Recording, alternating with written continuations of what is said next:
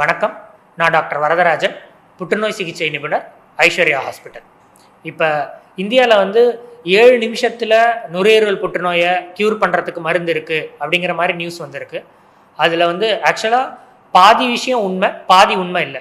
அதாவது 7 நிமிஷத்தில் நம்ம நுரையீரல் புற்றுநோயை குணப்படுத்திட முடியாது. இப்போ இவங்க இன்ட்ரடியூஸ் பண்ணியிருக்கிற இந்த இன்ஜெக்ஷன், அதோட ட்ரீட்மெண்ட் டைம் தான் 7 நிமிஷம். கேன்சருக்கு பார்த்தீங்கன்னா பல வகையான ட்ரீட்மெண்ட் இருக்குது. ஆப்ரேஷன், சர்ஜரி பண்ணுவோம், இல்லாட்டி கீமோதெரப்பி அப்படின்னு இன்ஜெக்ஷன் தருவோம். இப்போ இவங்க இன்ட்ரடியூஸ் பண்ணியிருக்கிற மருந்து வந்துட்டு இம்யூனோதெரப்பி அப்படிங்கிற குரூப்பில் வரும். இம்யூனோதெரப்பி அப்படின்னா வந்து என்னென்னா, நம்மளோட உடம்போட நோய் எதிர்ப்பு திறனையே யூஸ் பண்ணி அந்த கேன்சர் செல்களை அழிக்கிறது. அந்த மருந்து வகைகள் யூஸ்வலாக இன்ஜெக்ஷனாக தர்றப்ப கீமோதெரப்பி மருந்தை விட சைடு எஃபெக்ட்லாம் ரொம்ப கம்மியாக இருக்கும், பட் விலை கொஞ்சம் அதிகம். இந்த இன்ஜெக்ஷனாக நம்ம தர்றப்ப அதுக்கான டைம் வந்து 1 மணிலேருந்து 2 முதல் 3 மணி நேரங்கள் வரை ஆகக்கூடும். ஆனால் இப்போ இந்த ரீசெண்டாக அவங்க அப்ரூவ் பண்ணியிருக்கிற ட்ரக் வந்து பார்த்தீங்கன்னா சப்குட்டேனியஸ், தோலுக்கு கீழே தர்ற மாதிரி. நம்ம இன்சுலின் இன்ஜெக்ஷன்லாம் போடுறோம் இல்லைங்களா, அந்த மாதிரி இந்த இம்யூனோதெரப்பி மருந்து அட்டசோலிசுமேப் அப்படின்னு சொல்லுவோம். அந்த இம்யூனோதெரப்பி மருந்தை வந்துட்டு தோலுக்கு அடியில் தர்ற டெக்னிக்கில் கொடுத்து அது உடம்புல கேன்சர் செல்களை அழிக்கிறதுக்கு உதவும்னு அப்ரூவ் பண்ணியிருக்காங்க. ஸோ ஒரு சில மருந்துகள் மட்டும்தான் நம்ம தோலுக்கு கீழே தர முடியும், மற்றதெல்லாம் நம்ம ஐவியில் தான் தர முடியும். இந்த ட்ரக் வந்து தோலுக்கு கீழே தர்ற முறையில் இந்த அட்டசோலிசுமேப் அப்படிங்கிறது வந்து இதான் ஃபஸ்ட்டு டைம் நம்ம இந்தியாவில் அப்ரூவ் ஆகிருக்கு.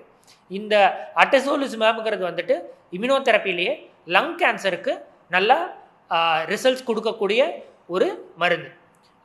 ஸோ இந்த டெக்னிக்னால தான் இதுக்கு வந்து காஸ்ட் கொஞ்சம் அதிகம், அரௌண்ட் 3.5 lakhs கிட்டன்னு சொல்லியிருக்காங்க. பட் 7 நிமிஷத்தில் தர்றதுலேயே நம்ம குணப்படுத்திடுவோம் அப்படிங்கிறது கிடையாது. ட்ரீட்மெண்ட் டியூரேஷனை நம்ம ஒரு சில மணி நேரங்கள்லேருந்து 7 நிமிஷமாக குறைக்க முடியும் அப்படிங்கிறது தான் உண்மையான செய்தி. ஏற்கனவே வந்து ரஷ்யா வந்து வேக்சினேஷன் அவங்க வந்து தயார் பண்ணிட்டாங்கன்னு சொல்லுவாங்க. ஸோ இவங்க ஒரு பக்கம் இந்தியாவில் இருந்து புற்றுநோய்க்கு 7 நிமிடத்தில் வந்து தீர்வுங்கிற மாதிரி சொல்கிறாங்க, குறிப்பான வகைகள். ஸோ இது பெனிஃபிட்ஸ், அவங்க வந்து வேக்சினேஷன் வந்து ரெடி பண்ணிக்கணும் அப்படிங்கிறாங்க. 7 நிமிஷத்தில் இந்தியாவில் வந்து சொல்கிறாங்க. ஸோ என்ன டிஃப்ரென்ஸ்? இது ரஷ்யாவில் வந்து அவங்க கேன்சருக்கு வந்து வேக்சின் டிரைவ் பண்ணியிருக்காங்க அப்படின்னு சொன்னது வந்துட்டு இட் இஸ் லைக் நம்ம அந்த கேன்சர் செல்லோட ஜெனட்டிக் மேக்கப்பை கண்டுபிடிச்சி என்ன மரபணு மாறுதல்னால அந்த கேன்சர் வருதுங்கிறத பண்ணிவிட்டு அதை கரெக்ட் பண்ணுறதுக்கான ஒரு வேக்சினானே தவிர அந்த ரஷ்யன் வேக்சினுமே எல்லா புற்றுநோய்க்கும் வேலை செய்யும் அப்படிங்கிற மாதிரி கிடையாது. அண்ட் இந்த இம்யூனோதெரப்பிங்கிறது வந்துட்டு இப்போ recent advance in cancer treatment. Chemotherapy அப்படின்னா வந்து வெறும் இன்ஜெக்ஷன் மட்டும் கொடுத்துட்ருப்போம், அது கேன்சர் செல்களையும் அழிக்கும், அதனால கொஞ்சம் சைடு எஃபெக்ட்ஸ் இருக்கும்.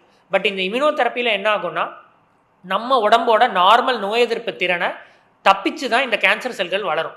பட் நம்ம இந்த இம்யூனோதெரப்பி தர்றதுனால நம்ம உடம்போட இம்யூனிட்டி, அதாவது நோய் எதிர்ப்பு திறனையே நம்ம இன்க்ரீஸ் பண்ணி நம்ம உடம்புல இருக்கிற கேன்சர் செல்களை மட்டும் அழிக்கிறதுனால இதுக்கான சைடு எஃபெக்ட்ஸ் கம்மி, பேஷண்ட்டுக்கு நல்ல பெனிஃபிட் ஆகுது. அதனால கொஞ்சம் அட்வான்ஸ் ஸ்டேஜ் கேன்சர் இருந்தாலும் we are able to treat them well and அவங்களோட லைஃப் எக்ஸ்பெக்டன்சியை அதிகப்படுத்த முடியுது. ஸோ வித் ரீசன்ட் அட்வான்ஸ் நம்ம வந்து மாடர்ன் சயின்ஸில் இம்ப்ரூவ்மெண்ட் ஆகிறப்ப இந்த மாதிரி கேன்சருக்கான வேக்சின்ஸ், கேன்சரை அட்டாக் பண்ணுற இம்யூனோதெரப்பி, இதெல்லாம் வந்துட்டு முன்னாடி இன்க்யூரபிள், அதாவது குணப்படுத்தவே முடியாதுன்ற இந்த கேன்சரை அகெயின்ஸ்டாக நம்ம ஃபைட் பண்ணுறதுக்கு இருக்கிற நமக்கு இப்போ கிடச்சிருக்கிற வெரி குட் வெப்பன்ஸ் அப்படின்னு தான் சொல்லணும். புற்றுநோய் வரதுக்கான அறிகுறிகள் நம்மளுக்கு முதல்ல என்ன, எப்படி புற்றுநோய் வந்து உருவாகுது, என்ன காரணம் புற்றுநோய் வரதுக்கு, எவ்வளோ அதிகரிச்சிருக்கு? ஸோ புற்றுநோய் வந்து பார்த்தீங்கன்னா ஒரு ஹார்ட் அட்டாக் இல்லை சுகர் அந்த மாதிரி வந்து ஒரு காமன் இது கிடையாது. புற்றுநோய் ஒரு ஒரு உறுப்பில் வர்றதுக்கும் ஒரு சிம்டம்ஸ் இருக்கும். இப்போ ஃபார் எக்ஸாம்பிள் பார்த்தீங்கன்னா இந்தியாவில் வந்துட்டு ஓரல் கேன்சர் அப்படிங்கிறது வந்து ரொம்ப common, and lung cancer common. இதெல்லாம் வந்துட்டு மென்னில் ரொம்ப காமன். ஃபீமேல்ஸில், அதாவது மகளிரில் வந்து பார்த்தீங்கன்னா பிரெஸ்ட் கேன்சரும் கர்ப்பப்பை வாய் புற்றுநோய் இல்லை யூட்ரைன் கேன்சர் இதெல்லாம் தான் மோர் காமன். இப்போ ரீசன்ட் டேட்டா படி ஒரு புற்றுநோய்க்கும் அதுக்கு ஏற்ற மாதிரி சிம்டம்ஸ் இருக்கும். நம்ம இப்போ இன்றைக்கி லங் கேன்சர் பார்த்திங்கிறனால லங் கேன்சருக்கு பார்த்தீங்கன்னா வந்துட்டு த மெயின் ரிஸ்க் ஃபேக்டர் அப்படின்னு எடுத்திங்கன்னா ஸ்மோக்கிங் அண்ட் டொபாக்கோ. இந்த மந்த் கூட வி ஹேவ் வந்து நோ டொபாக்கோ டே அப்படின்னு வந்து May 31 அன்னைக்கு கூட இருக்குது.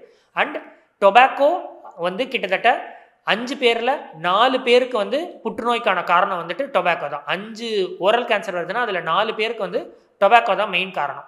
அவங்களுக்கான சிம்டம்ஸ் என்னென்னு பார்த்தீங்கன்னா வாயில் வந்து ஆறாத புண்ணு, இல்லை முழுங்கிறதுல ஏதாவது கஷ்டம், இல்லை சாப்பிட்றப்ப வாயில் எரிச்சல், வாய் திறக்க முடியாமல் போகிறது, இல்லை வாயில் வந்து பல்லு ஏதாவது லூஸ் ஆகி விடுறது, இந்த மாதிரி ரொம்ப நாளைக்கு தொந்தரவு கொடுக்கக்கூடிய ஒரு அல்சரோ புண்ணோ இருந்துச்சுன்னா this is a common symptom for oral cancer, வாய் புற்றுநோய்க்கு காரணம். இதே ஃபீமேல்ஸ்க்கு பிரெஸ்ட் கேன்சர் எடுத்திங்கன்னா மார்பகத்தில் ஏதாவது ஒரு லம்ப் மாதிரி இருக்கிறதோ, இல்லை மார்பக தோலில் ஏதாவது சேஞ்சஸ் இருக்கிறது, இல்லை மார்க்காம்புலேருந்து ஏதாவது செக்ரீஷன்ஸ் மாதிரி இருக்கிறது, இதெல்லாம் வந்து பிரெஸ்ட் கேன்சருக்கான சிம்டம். இது எப்படி கண்டுபிடிக்கலாம் அப்படின்னு பார்த்தீங்கன்னா, ஓரல் கேன்சருக்கு வந்துட்டு ஸ்மோக்கிங் ஹேபிட் இருந்தால் ஃபஸ்ட்டு அதை ஸ்டாப் பண்ணணும். அண்ட் ரொம்ப நாள் ஆறாத ஒரு புண்ணு இருந்துச்சுன்னா ஒரு டாக்டரை பார்க்குறது நல்லது. இதே ஃபீமேலுக்கு மார்பக புற்றுநோய்க்கு வந்து பார்த்தீங்கன்னா மேமோகிராம்னு ஒரு டெஸ்ட் இருக்குது. 40 இயர்ஸுக்கு மேலே இருக்கிறவங்க அந்த மேமோகிராம் டெஸ்ட் பண்ணாலே பிரெஸ்ட்டில் ஏதாவது தொந்தரவு தர்ற மாதிரி கேன்சர் கட்டி மாதிரி ஏதாவது இருந்துச்சுன்னா அதை கண்டுபிடிக்கிறதுக்கு அது உதவும். தேங்க்யூ.